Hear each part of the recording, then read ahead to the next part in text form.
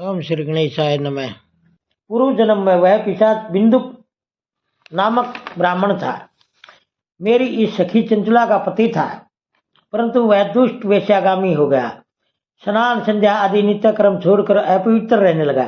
क्रोध के कारण उसकी बुद्धि पर मूढ़ता छा गई थी। वह अकर्तव्य का विवेक नहीं कर पाता था। अभक्ष्य भक्षण, सज्जनों से द्वेष और दूषित वस्तुओं का दान लेना, यही उसका स्वाभाविक क्रम बन गया था। वह अस्त्र शस्त्र लेकर हिंसा करता, माया से खाता, दिनों को सताता और क्रूरतापूर्वक पराये घरों में आग लगा देता था। चंडालों से प्रेम करता और प्रतिदिन वेश्या के संपर्क में रहता था। बड़ा दुष्ट था। वह महापापी अपनी पत्नी का परित्याग करके दुष्टों के संग में ही आनंद मानता था। वह मृत्यु पर्यंत दुराचार में ही फंसा रहा। फिर अंतकाल आने पर उसकी मृत्यु हो गई। वह पापियों के भोग स्थान घोर यमपुर में गया और वहां बहुत से नरकों का उपभोग करके वह दुष्ट आत्मा जीव इस समय विंध्य पर्वत पर पिशाच बना हुआ है।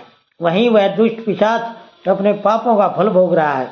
तुम उसके आगे यत्न पूर्वक शिव पुराण की उस दिव्य कथा का प्रवचन करो, जो परम पुण्यमयी तथा समस्त पापों का नाश करने वाली है। शिव पुराण की कथा का श्रवण सबसे उत्कृष्ट पुण्य कर्म है। उससे उसका हृदय शीघ्र ही समस्त पापों से शुद्ध हो जाएगा और वह प्रेत योनि का परित्याग कर देगा। उस दुर्गति से मुक्त होने पर बिंदुक नामक पिशाच को मेरी आज्ञा से विमान पर बिठाकर तुम भगवान शिव के समीप ले जाओ। सूत जी कहते हैं, सोनक, महेश्वरी उमा के इस प्रकार आदेश देने पर गंधर्वराज तुमरु मन ही मन बड़े प्रसन्न हुए। उन्होंने अपने भाग्य की सराहना की। तत्पश्चात उस पिशाच की सती साध्वी पत्नी चंचुला के साथ विमान पर बैठकर नारद के प्रिय मित्र तुमरु वेग पूर्वक विंध्याचल पर्वत गए, जहां वह पिशाच रहता था। वहां उन्होंने उस पिशाच को देखा। उसका शरीर विशाल था, ठोडी बहुत बड़ी थी। वह कभी हंसता, कभी रोता और कभी उछलता था। उसकी आकृति बड़ी विकराल थी। भगवान शिव की उत्तम कीर्ति का गान करने वाले महाबली तुमरु ने उस अत्यंत भयंकर पिशाच को पाशों द्वारा बांध लिया।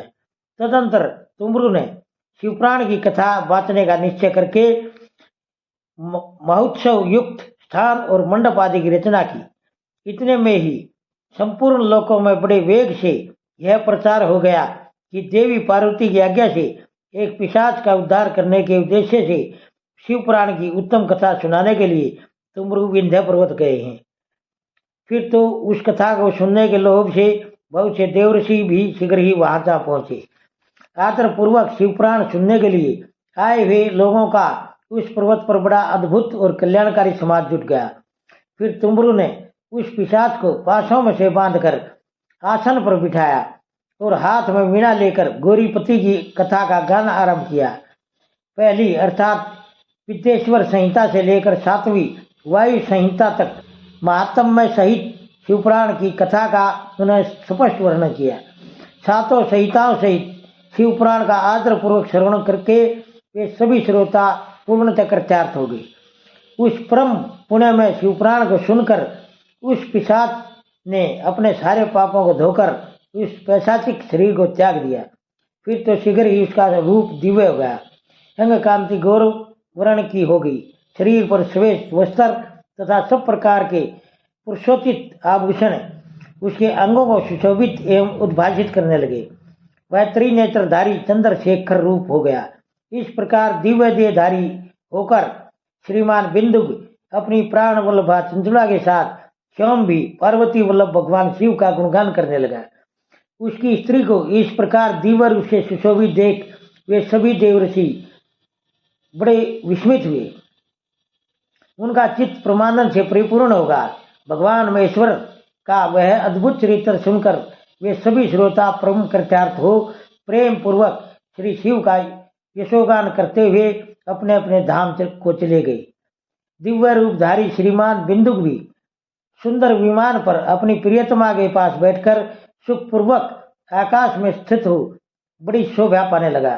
तदंतर महेश्वर के सुंदर एवं मनोहर गुणों का गान करता हुआ वह अपनी प्रियतमा तथा तुमरु के साथ शीघ्र ही शिवधाम में जा पहुंचा। वहां भगवान महेश्वर तथा पार्वती देवी ने प्रसन्नता पूर्वक बिंदु का बड़ा सत्कार किया और उसे अपना पार्षद बना लिया। उसकी पत्नी चंचुला पार्वती जी की सखी हो गई। उस घनीभूत ज्योति स्वरूप परमानंद में सनातन धाम में अविचल निवास पाकर वे दोनों दंपति परम सुखी हो गई। ओम नमः शिवाय।